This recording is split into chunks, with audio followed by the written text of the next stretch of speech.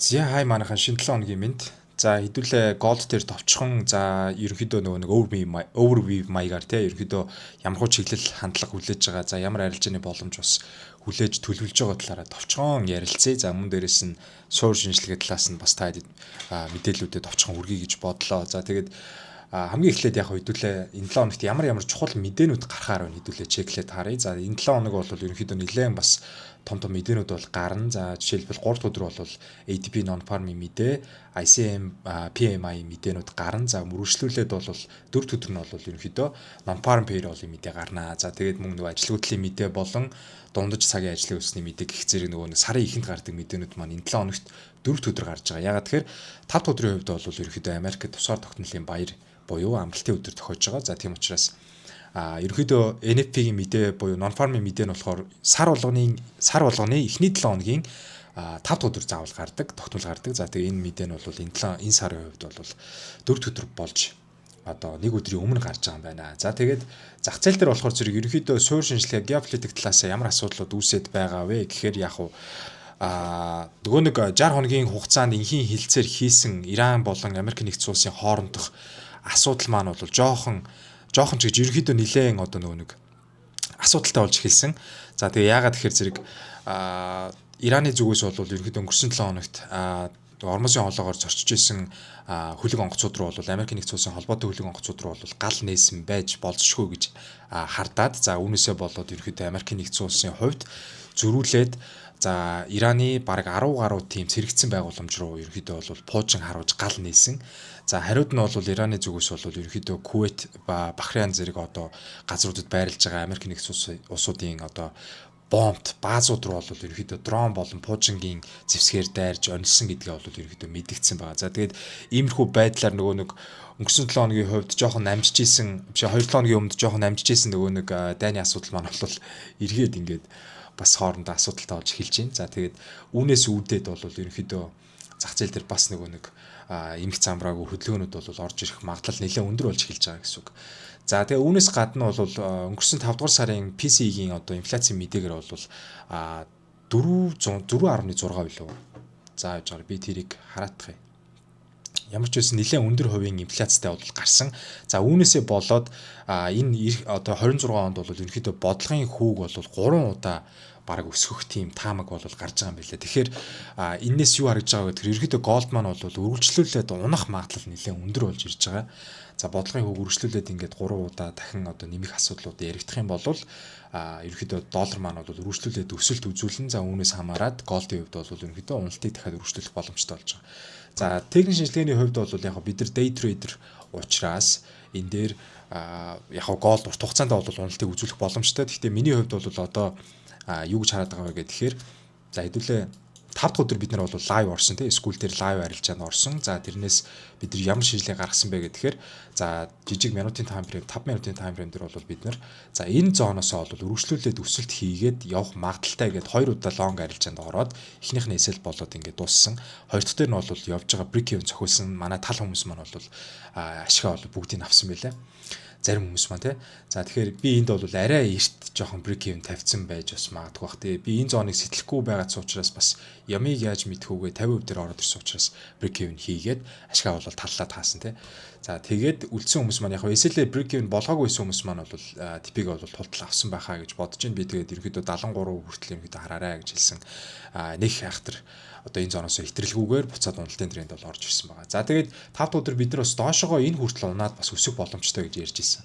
За тэгэхээр энэ зооныг бол одоо би бол шалгаад явах болов гэж бодож байна. Тэгээд яг ингээд том зургаар нь одоо ерөөдөө 15 дээр тавиад жоохон ингээд нэг юм холоос ингээд чартаа бол харах юм бол энэ дээр юу үсэж ийн вэ гэхээр за энэ зургуудыг бүгдийг найрлах ч тийм үү. За эдрийг бүгдийг найрлах чинь. За энэчээс юу үсэж байгаа вэ гэхээр ерөөдөө энэ зооноос энэ орой хүртэл ерөөдөө нэг юм үндсэн импульсийн хөдөлгөөн ороод ирсэн байгаа. Та харж байгаа бах. За одоо эннийхээ одоо нөгөө pullback-ийн хөдөлгөөн нь бол одоо доошлоод орж ирж ийн гэж үзэж болно те. Тэгэхээр энэ хөдөлгөөн маань хаа хүртэл үргэлжлэх вэ гэхээр за ерөөдөө нэг энэ хавьяасаа те ингэсгийж байж байгаа доошоо уналт дахиж орж ирээд за энэ хавцаар golden zone, OTE zone руу орж ирээд за мөн энэ дээр үлдээсэн байсан одоо дутуу имбалансуудаа бол ерөөдөө нөхөж гарч ирснээрээ дахиад дээшээ нэг импульс хөдөлгөөн явах надад хөдөлгөөн дахиад харагдаад байгаа. Тэгэхээр би ерөнхийдөө одоохондоо бол алтыг ингэсэж орж ирээ дахиад нэг хүсэлтийн хөдөлгөөн орж ирэх болов уу гэж бодож байна. За харин энэчнээсээ бол ерөнхийдөө дараагийн одоо том уналт бол эхлэх үү үгүй юу гэдэг нь бол шийдэгдэх байхаа. За тэгээд яагаад вэ гэхээр ерөнхийдөө та хэд маань харах юм бол одоо нэг ийм зүйл ажиглагдаад байгаа шүү дээ. За энийг дахиад арилгачих. Энийг том уналтын трендийн ерөнхийдөө pullback-ийн хөдөлгөөн одоо энд жоохон орж ирж байгаа байх боломжтой гэсэн үг. За тэгэхээр энэ хооронд одоо ямар одоо трендүүд явсан бэ гэхээр за доошо уналтын мэдээний уналт явлаа, эргэж pullback өглөө, уналт өглөө, дахиад pullback өглөө, за дахиад уналт үргэлжилсэн тийм үү. За тэгэхээр энэний одоо pullback нь дээшээгээ нэг энэ хавцаар ч юм уу орж ирээд дахиад дараагийн уналт үргэлжлээд дахиад ерөнхийдөө бол уналт бий бол орж ирнэ гэж бодож байгаа. Тэгэхээр яг үндсэн уналт маань бол том цагийн уналт маань бол хараахан дуусааг байгаа. Бараг өмнөх одоо энэ 4 цагийн одоо тий энэ зон маань хүртэл рүү бол бараг орж ирэх юм болов гэж бодоод байна. Тэгэхээр энэ зон руу бараг ингэж үргэлжлүүлээд дахиад уналт энэ төр бол орж ирэх боломжтой. Гэхдээ бид нар яг дунд нь явж байгаа тэр одоо бүтцийн хувьд бол бас давхар хараад чеклээд явна. Тэгэхээр миний хувьд бол одоо нэг энэ оройноос энэ ёроол хүртэл явж байгаа нэг юм даун трендийн pullback-ийн хөдөлгөөн орж ирж байгаа. Тэгээ энэ pullback нь өөрөө бүтэн яг явж дуусах дахиад нэг юм өсөлтийн хөдөлгөөн дутуу байгаа гэж харагдаж байгаа. Тэгээ магадгүй энэ оройгоо ч юм уу чеклээд ингэж орж ирснийхаа дараа уналт бол орж ирэх байхаа гэж бодож байна. Тэгэхээр дахиад нэг өсөлтийн хөдөлгөөн бол энэ дээр дутуу харагдаж байгаа гэсэн үг. Тэгэхээр миний хувьд бол одоо өнөөдрийн хувьд юу гэж харж төлөвлөж байгаа вэ гэхээр 15 минут дээр тавиад харах юм бол за өнөөдрчөнгөө л ерөнхийдөө бол уналтын тренд явлаа тий уналттай байлаа. За өглөө Аз орж ирээл доошоо эвдрэл үүсгээ дахиж дээшээ pullback өгөө дахиж унаад за одоо Нью-Йорк дээр бас дахиад доошоо унах магадлал нэлээд өндөр байгаа. Тийм учраас зэрэг ерөнхийдөө би доошоо харж байгаа гэсэн үг. За тэгээд энэчээс харах юм бол үндсэн доод хамгийн сүүлд шалгасан одоо цэвэрхэн swing low бол энэ дээр байрлаж байгаа. Тэгэхээр энэчнээс энэ орой хүртэл ерөнхийдөө бол нэг юм интернал бүтц бол үүсчихсэн явж байгаа. За тэгэхээр энэ бүтцийн pullback-ийн хөдөлгөөн орж ирж байна. За энийг хаана явах вэ гэдгийг Pivot-оор явах нэг баримжаа аваад харах юм бол энэ хавцаар орж ирж байгаа. За тэгэхээр ерөнхийдөө энэ бүс бол миний хувьд бол сонирхлын бүс болж ирж байна гэсэн үг. За энэ 15 минутын нөхөртөө бүсээс энэ өвдий зон хүртэл энэ бүс дотор.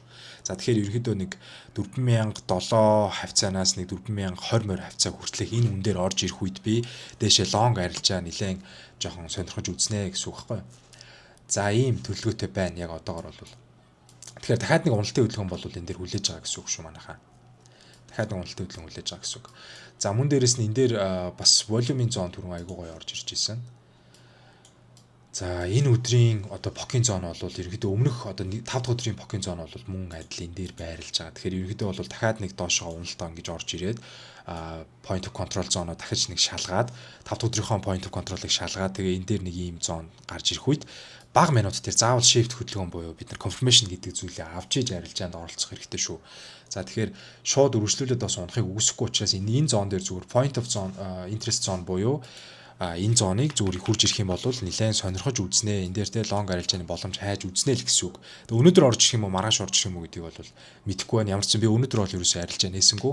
Тийм учраас энэ дээр орж ирэхийг нь хүлээгээд маргааш арилжаанд баг орж магадгүй бах. За ийм байна. За тэгээд долларын индексийн хувьд бол бас жоохон pullback-ийн хөдөлгөөн өгч ийсэн. Тэгээд одоо энэ 7 хоногт бол нэлээд чухал мэдээнүүдтэй байгаа учраас би долларыг өмнө хэлж ийсэн те. Ерөнхийдөө доошоогоо дахиад нэг уналт үргэлжлээд нэг энэ хүртэл рүү бол орж ирэх байхаа. Тэгээ энэчнээсээ дараагийн одоо хөдөлгөөн дахиад дээшээгээ маягтай л орж ирэх байх гэж бол хэлж ийсэн. Тэгээд энэ хөдөлгөөн бол ямар ч юм доошоо уналт нь хэвээрээ ингэ явж जैन. Тэгээ энэ зон дээр орж ирэх үед нь бас нэлээд шалгана. Тэгэхээр голд болон доллар хоёрыг ингээд correlation байдлаар бас хараад адилхан хөдөлгөөнүүд хийх одоо зөрүүтэй хөдөлгөөнүүд нь хэр төстэй орж ирж байгаа гэдгийг нь бол харах хэрэгтэй гэсэн үг. За мөн Перуд дээр болох юм бол өнгөрсөн 7 хоног төлөвлөж исэн Found-ийн осол бол яг төлөвлөгөөний дагуу орж ирсэн. За Found-ийн дээр бол би та хэдэд бүр яг лайвын үеэр баг хэлж исэн санагдаж байна те. Энэчнээсээ дахиад дэшигийн хөдөлгөөн байгаа шүү. Ерөнхийдөө энэ өвтий зон дээр орж ирсэн байгаа. Тэгэхээр би Found-ийг дахиад энэ хүртэл дэшигээ харнаа гэж бол хэлж исэн. Тэгэхээр энэ хөдөлгөөн маань бол дэшигээ гоё импульсийн хөдөлгөөн өнөөдөр явсан байна. Тэгээ энийг бас барьж авсан залуус маань над руу мессеж бичсэн. Баяр хүргэе. Тэгээд лайв үеэр хэлж байгаа юм хослол болон Перудийн зураглууд дээр бас анхааралтай байгаад энэ дээр оролтуудаа бас чеклээд хийгээд яваарай гэж бол зөндөө санаалж байгаа тийм. Тэгэхээр эдрийг бас ашигласан хүмүүс бас байгаа. За тэгээд тийм байна. Тийм учраас маргааш орой 21 цагаас бол лайв орно. За тэгээд хамтдаа бас оролт нээх боломжуудаа юу вэ ярилцсан юм уу? Маргааш миний хувьд өдрийн цагаар бас оролтууд байх юм бол скул дээрээ сигнал хэлбэрээр бол ID байдлаар тавина. Тэгээд маргааш уулзцгаая.